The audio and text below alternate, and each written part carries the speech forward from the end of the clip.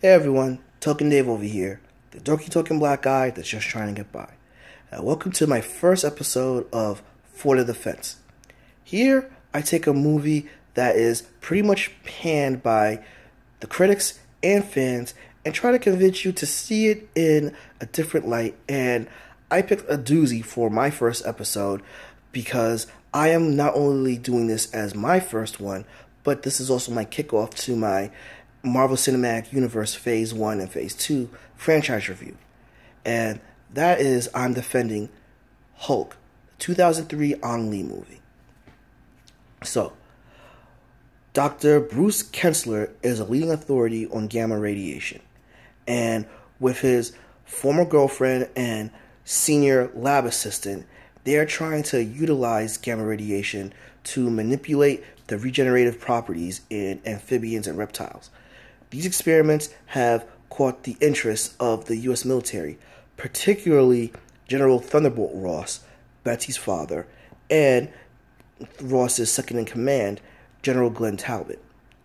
With pressure from the military to try to create a successful run, basically the scientists recalculate their findings, find what they've done wrong, and actually try to incorporate this data in additional live testing. However, the gamma radiation machine malfunctions, trapping one assistant inside the room, and Dr. Kensler saves his assistant by taking the full blast of gamma radiation himself.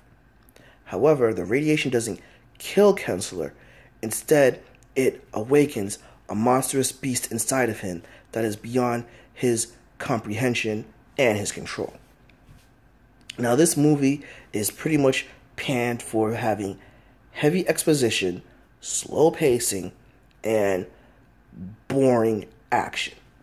Now, the thing is, when you were a fan of comics, from the 50s all the way up to the 90s, you were considered a geek or a nerd, and that wasn't a positive, unlike today. When you were a geek or a nerd, you were the target for bullying and everything. And, if you were a black geek or black nerd, you really got the brunt of it. You weren't as lovable or likable as Steve Urkel is. However, one thing that most comic book movies did poorly, especially Marvel, because Marvel was in a huge funk with movies, was adapting their movies correctly. And here's an example of when you do a really good job of adapting the comic book side of everything that lures the fans of the material in, but you kind of do a bad job with luring the general audience in, which I'll go into deeper detail when I do an AA review of this movie. So, one thing that I noticed that a lot of people hate is the heavy scientific and psychological exposition in this movie, which is a pillar of the Hulk in the comics. You see, the Hulk itself, revolved around heavy scientific exposition in the earlier days, like in the 60s and the 70s. And one thing is that what most people don't realize is that the Hulk himself, his original comic run, was canceled because of this heavy scientific dump. And also, light on action. The most action you got was towards the end of the comics, which is similar to this movie. However, the lead up was also very slow. And one thing that I loved about this movie is that they actually, they not only showed you how the science was applied, but they also explained it to you, which, was both a great thing for adapting the source material, but was a bad thing for trying to grasp the attention of the general audience. One thing that I really loved about this movie is it delved deep into the psychology of the characters, and the character development was actually really great here. See, what it did is it took the Oedipus and the Electra complex in its reverse.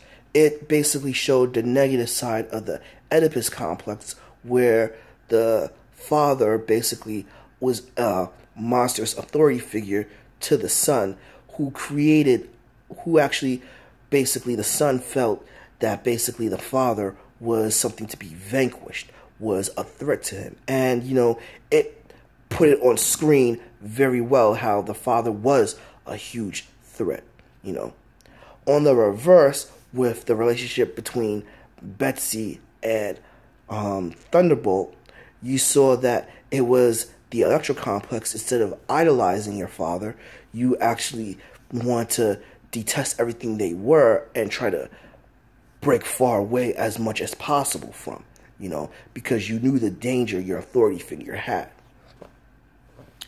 Another thing that I loved about this movie is the fact that basically you got to see that these scientists, they didn't get along with other people very well. They were kind of closed off to most of the world, which people of high intellect tend to be. People that are like, leading scientists or leading authorities in like, experts in certain fields, they're not the type of people that are easy to talk with, or easy to sit in a room with. They don't communicate their message, or they're not really sociable effectively, which they displayed in this movie extremely well. Kessler and Ross and Betsy Ross are very socially awkward. They're inept socially. They don't fit in, And by the way, people are wondering, why are you calling him Bruce Kessler in this movie, not Bruce Banner, which is what everyone generally knows him as? Well, the thing is, basically, you find out in this movie that, Bruce Banner was not aware that his real name was Banner throughout most of the movie, because his father was not part of his life. He was in foster care, which also helped drive his distance more so, because, he delved into books as his escape, because he was so psychologically damaged that basically, he couldn't relate to other people. His best relationship was in books, was in science. So hence why I mostly call him Kessler in this movie instead of Bruce Banner. Another thing this movie does well is basically displaying how, Kessler / the Hulk goes against the military.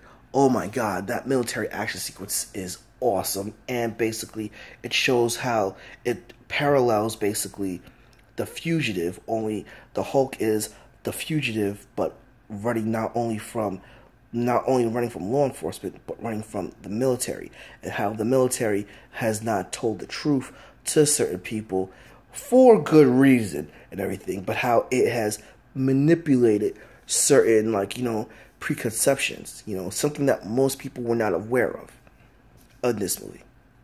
However, let's go to the main thing that everyone has an issue with. What the hell was the Hulk going against? Now, I can't defend this because basically, seeing the Hulk go against mutated poodles and someone that's able to absorb everything, these are not worthy adversaries of the Hulk. Hell, the final fight sequence with, David Banner absorbing everything and the Hulk trying to fight against it, that was poorly done. I can't defend that. And it's a poor knockoff of a Marvel villain named the Absorption Man, which doesn't get much credit or much due. And to be honest, I can't defend that part.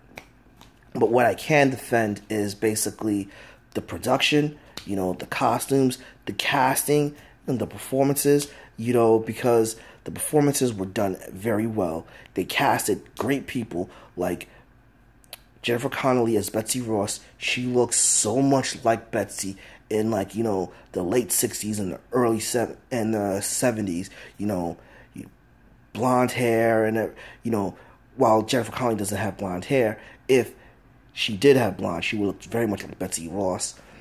Actually, Sam Elliott as Thunderbolt Ross is a great improvement. You know, Nick Nolte as the erratic David Banner, and Eric Bana as the distant Bruce Kensler. All of this was done extremely well. Another thing that I liked is basically, how all the acts flowed. You didn't feel like, you were like, basically watching, okay, this leads to this, that leads to that, and nothing was clear. A lot of movies, they expect you to believe something on face value without displaying or explaining,